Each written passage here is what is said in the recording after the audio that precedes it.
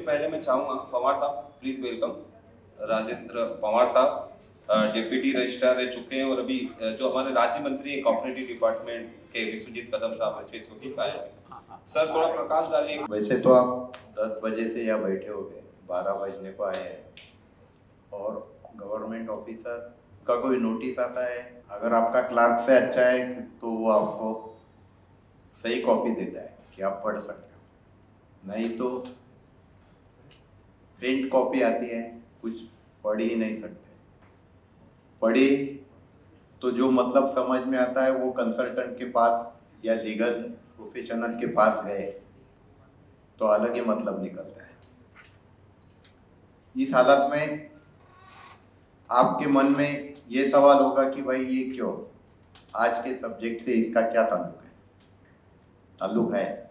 मैं deputy registrar के हैसियत से यह बोल रहा हूँ, 31 ईयर्स मैंने नासिक में और बम्बई में सर्विस की है, उसमें से 17-18 साल मिनिस्टर के साथ लीगल अपील डिवीजन का काम किया है। तो ऊपर से 6th फ्लोर, अभी 7th फ्लोर पे बैठता हूँ मैं, सब चीजें दिखती है।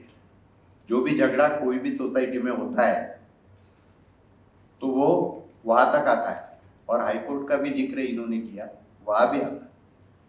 ये भी सही है, कल ही एक जजमेंट एक ग्रुप पे आया, मैंने ही शायद वेस्टर्न सबर्बन ग्रुप पे वो डाला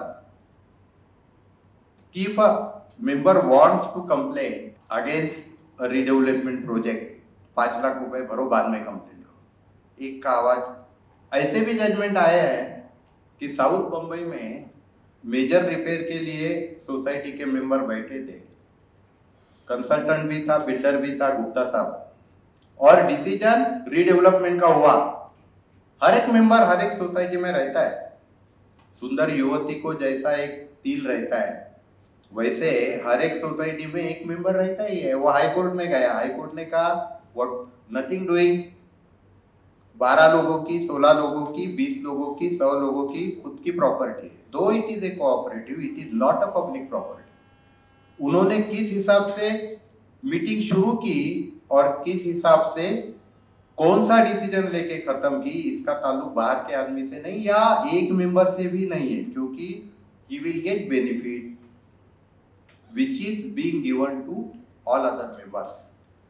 अगर वैलिड पॉइंट है तो बहुत साल पहले ऐसा भी डिसीजन आया था कि पूरी बिल्डिंग बिल्डर ने सब फ्लैट खरीदी कर लिया, कोई भाई के नाम पे, भाई के मिसेस के नाम पे, और कोऑपरेटिव का रुख दिया था, एक ही मेंबर था कि उन्होंने एक भी फ्लैट नहीं, उसका खुद का फ्लैट नहीं बेचा था।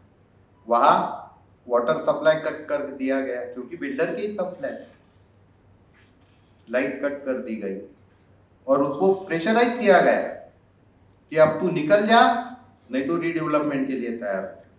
उस समय हाईकोर्ट ने उसको प्रोटेक्शन दिया, इट इज हिज राइट।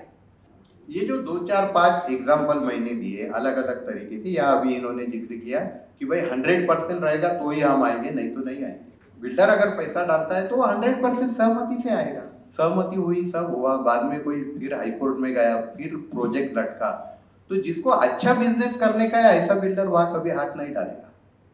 और हम लोग यहाँ जो बैठे हैं, जो मुझे दिखाई दे रहा हूँ, I am Mumbaikar, born and brought up in Mumbai, then I went to Nasik, अच्छी हवा है वहां, रहना अच्छा है।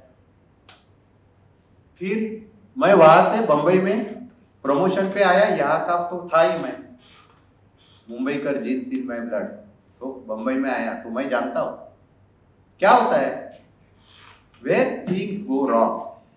एसआरए में भी झगड़ा, रीडेवलपमेंट में, माड़ा में भी झगड़ा।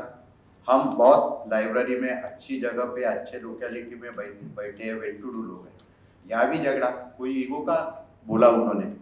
अगर मैं कोऑपरेटिव हाउसिंग सोसाइटी की डेफिनेशन बोलूं तो बोलेंगे भाई आज का सब्जेक्ट अलग है, but no, you have to go basics.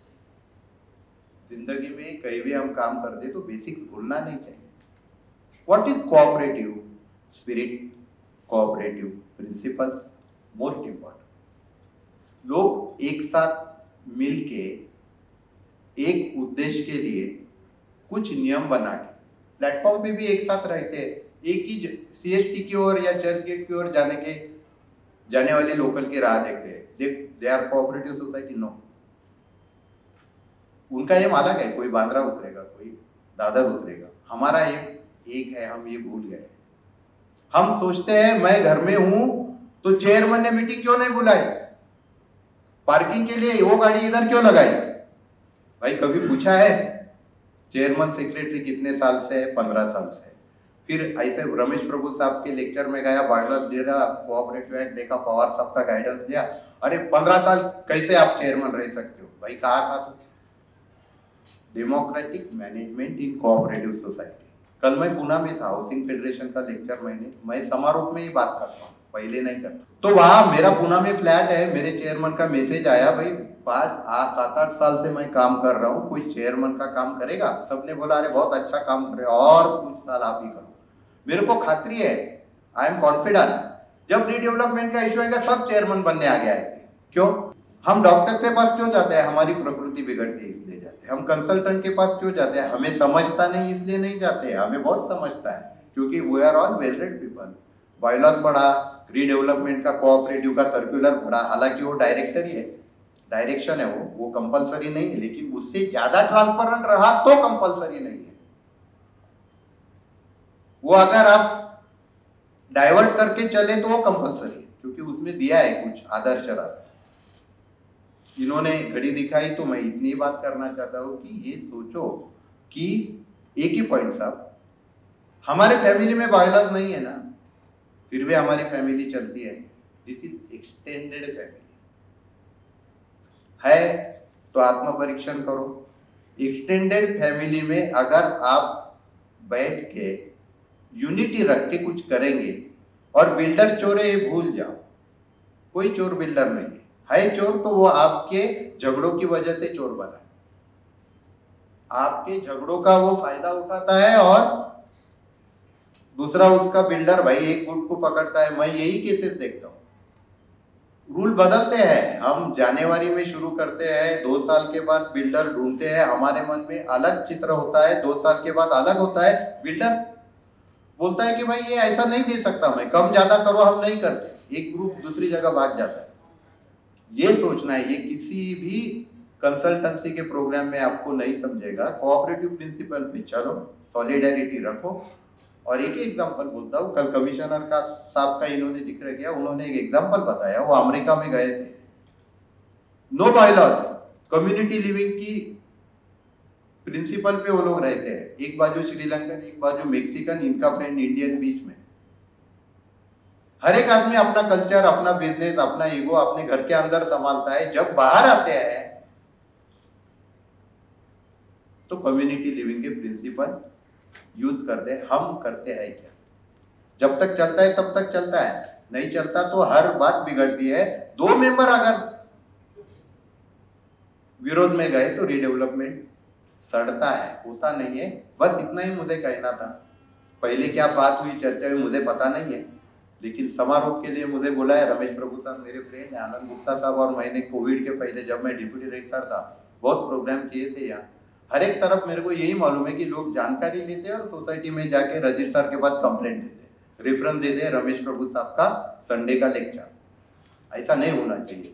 जानकारी, ज्ञान बढ़ाना ये शांति बढ़ाने के लिए होना चाहिए, अशांति बढ़ाने के लिए। यही मेरा संदेश है। धन्यवाद, मेरा सुन लिया। बड़ी बेबाकी से बोला, इसी बात पे मैं आखिरी में कंक्लूड यही करूंगा कि उसूलों पे जब उसूलों पे जब आए तो टकराना जरूरी है, उसूलों पे जब आए तो टकराना जरूरी है, और जिंदा हो तो जिंदा नजर आना जरूरी है, जिंदा हो तो जिंदा नजर आना जरूरी है। ये जिंदापन लोगों में नहीं दिखता साहब। आजकल जो जिंदापन है, लोग बोले हमें पड़ी नहीं है, तो वही, लेकिन जिंदापन दिखाना जरूरी है।